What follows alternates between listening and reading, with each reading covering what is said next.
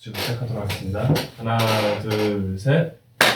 12월 6일 금요일입니다. 오늘 하루도 여러분에게 좋은 날이 됐으면 좋겠네요. 기도할까요? 하루로 살아간다는 것, 어제 생명을 잃었던 사람에게 이날은 분명히 축복일 겁니다. 그렇지만 그 시간을 살아내며 우리는 복되게 사는 것만이 아니라 어떤 때는 괴롭고 고통스럽게, 어떤 때는 후회스럽게 살아가기도 합니다. 하지만 주님, 저희들이 하나님 앞에 간절히 원하옵나니 이것이 하나님의 뜻에 맞는 시간이 되어지게 도와주옵소서. 우리에게 주신 지혜대로 하나님의 밝혀주신 길들을 걸어갈 수 있게 하나님 제게 용기를 더하여 주옵시고, 잘 살아내서 자리에 누울 때 오늘 하나님이 원하시는 대로 살았다, 그리 고백할 수 있는 하루가 됐으면 참 좋겠습니다.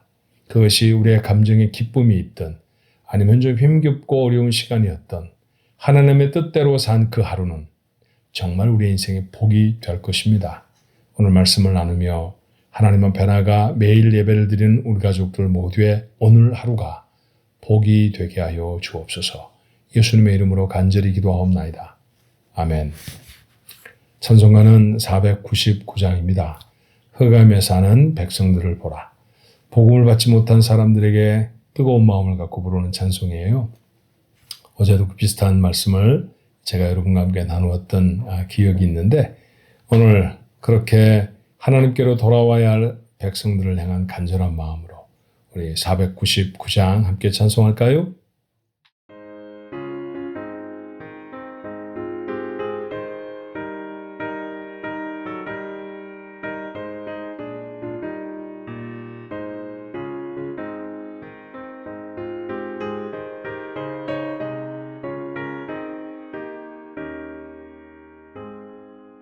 흑암에 사는 백성들을 보라. 수많은 심령 멸망하겠네.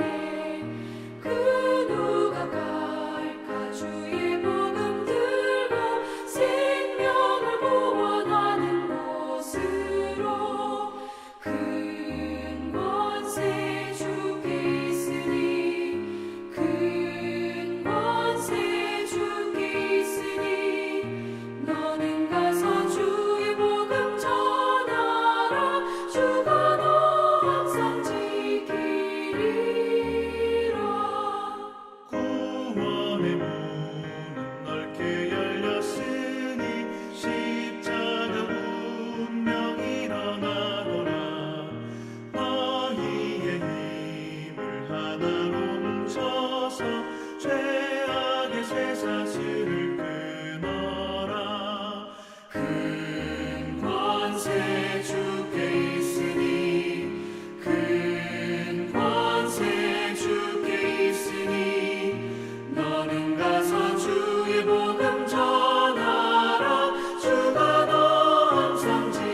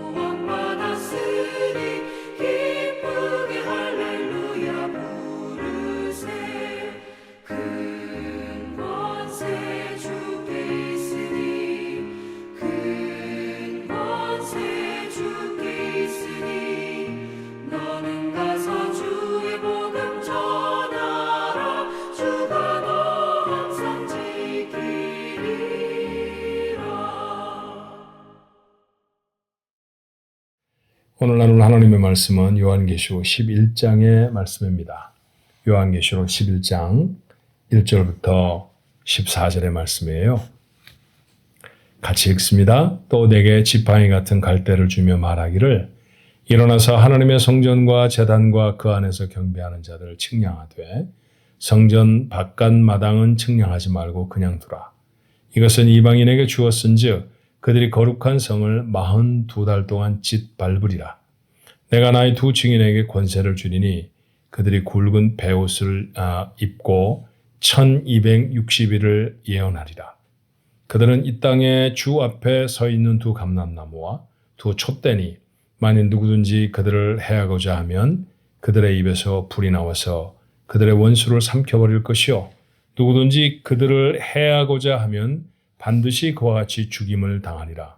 그들이 권능을 가지고 하늘을 닫아 그 예언을 하는 날 동안 비가 오지 못하게 하고 또 권능을 가지고 물을 피로 변하게 하고 아무 때든지 원하는 대로 여러 가지 재앙으로 땅을 치리로다.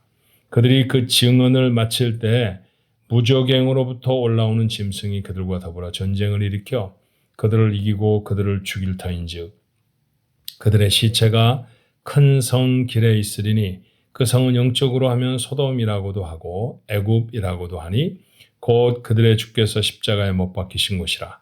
백성들과 족속과 방언과 나라 중에서 사람들이 그 시체를 사흘 반 동안을 보며 무덤에 장사하지 못하게 하리로다. 이 두 선지자가 땅에 사는 자들을 괴롭게 한 고로 땅에 사는 자들이 그들의 죽음을 즐거워하고 기뻐하여 서로 예물을 보내리라 하더라.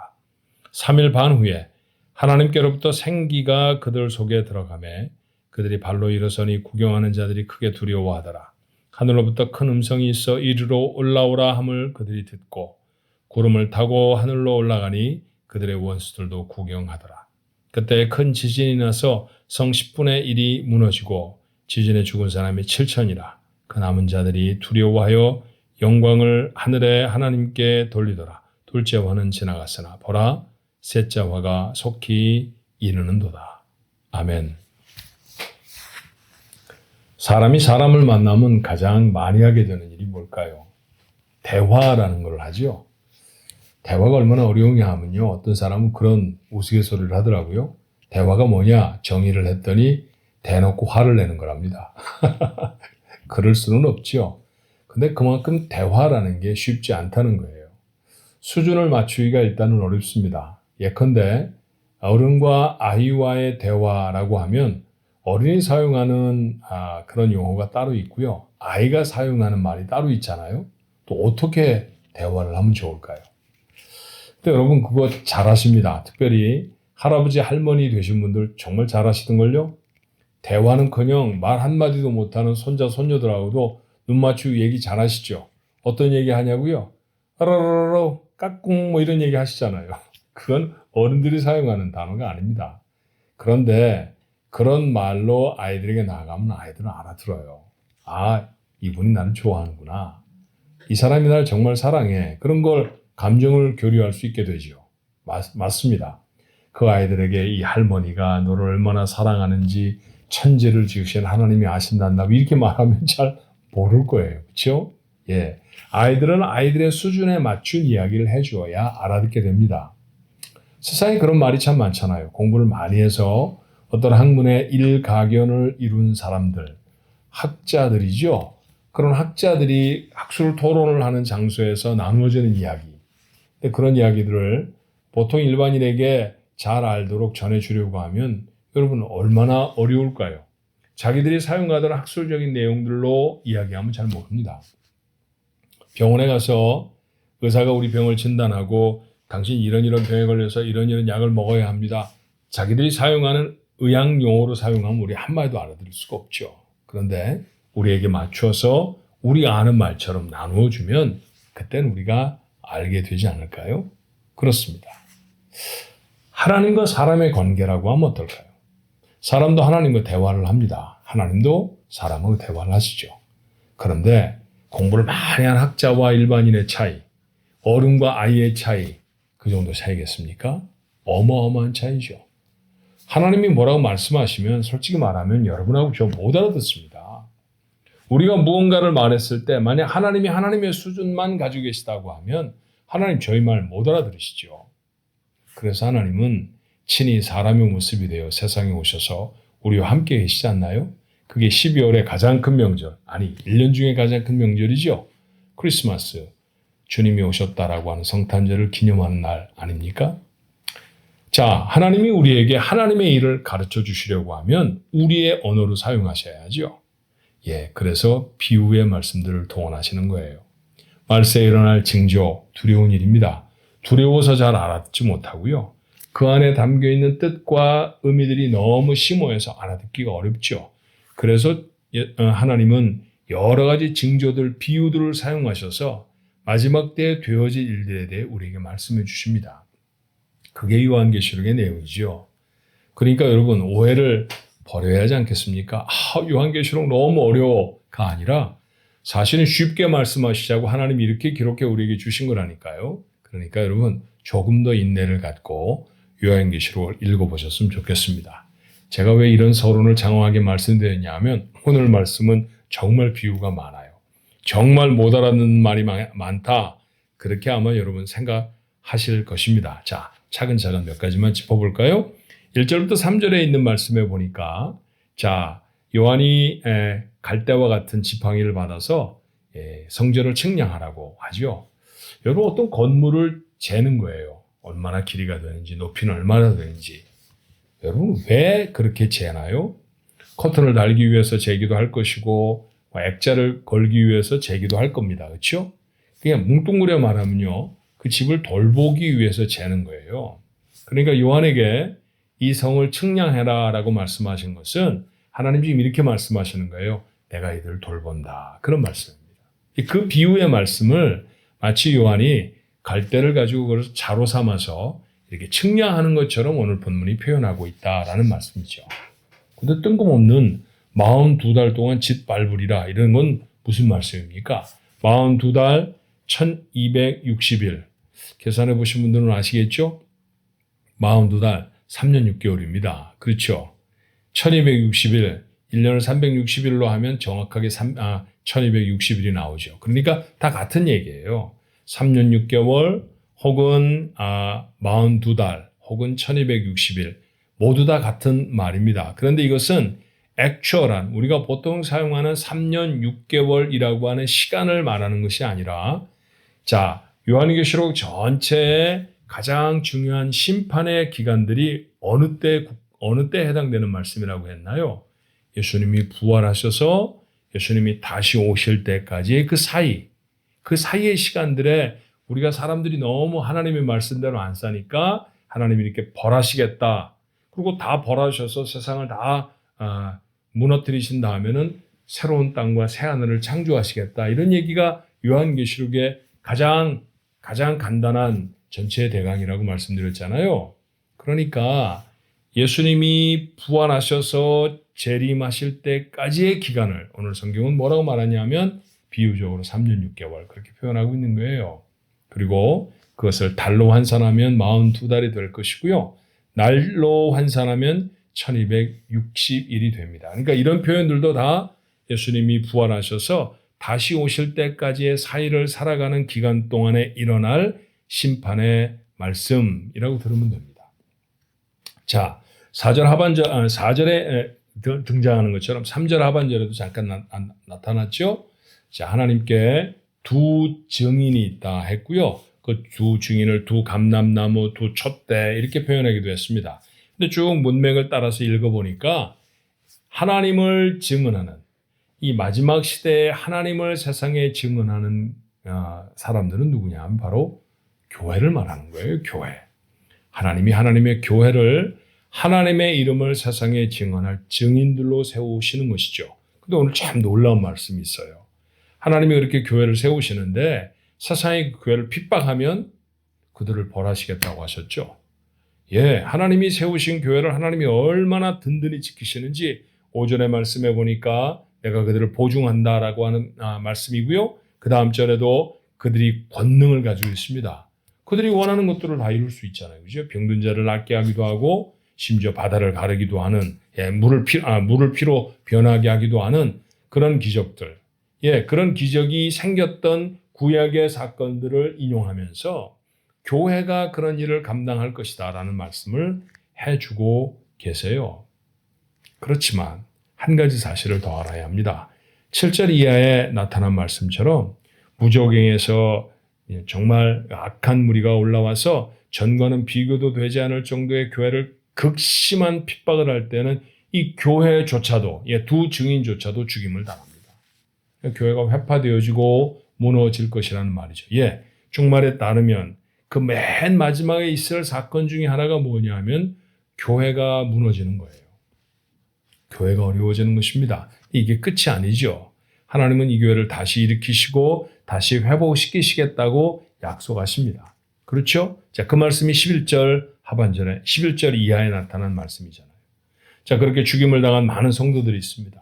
교회를 핍박했다는 얘기는 결국 교회를 섬기고 있는 성도들을 다 핍박했다는 얘기고 그 교회가 무너졌다는 얘기는 그 성도들의 생명을 잃어버렸다는 얘기거든요. 그렇게 죽어서 끝난 것이 아니라 그들에게 생기를 주셔서 그들이 일어서서 발로 일어서는 것뿐만이 아니라 그들이 구름을 타고 하나님께로 올라간다고 말씀합니다. 많은 사람들이 보는 가운데 하나님의 죽임 당하였던 사람들을 일으켜 세우셔서 구름을 태워 하늘로 옮기시는 장면, 이걸 우리가 말하는 휴거라고 말하는 거죠. 말세의 마지막 때에 있을 신비로운 장면 중에 하나가 바로 이 휴거라고 하는 사건입니다. 이게 전부 누구에게 해당되는 일이라고요? 교회를 향한 하나님의 약속의 말씀이에요. 이 말씀을 쭉 읽으면서 우리 마음에 담아야 할 한 가지 교훈이 있죠. 하나님은 교회를 참 사랑하십니다. 하나님은 교회를 어마어마하게 보호하십니다. 하나님이 교회의 권세를 얼마나 높이시는지 모릅니다. 그렇다고 하면 우리도 하나님의 교회를 사랑해야 할 것입니다. 교회를 이루고 있는 우리들이 이 말씀을 나누고 있잖아요. 여러분 오늘 이 매일 예배에 참석하셔서 이 말씀을 나누는 사람들 모두가 다 교회를 다니는 분들일 거예요. 저는 저희 성도들은 뭐 잘 알고 있지만 혹시 매일 예배 우리 샌프란시스코 중앙장로교회 다니지 않는 그런 분들도 계시다고 하면 그런 분들도 다 나름 자기들이 소속되는 교회를 다니시는 거죠. 그렇습니다. 우리가 다니는 교회, 우리가 섬기는 그 교회를 하나님은 엄청나게 사랑하세요. 여러분 그렇다고 하면 우리가 감사의 마음이 들지 않습니까? 험악한 세상 속에도 교회로 서서 하나님을 바라보면 하나님이 그 교회를 지키십니다. 하나님이 그 교회와 함께 하십니다. 방주교회 이름을 붙여놓은 교회들이 있잖아요.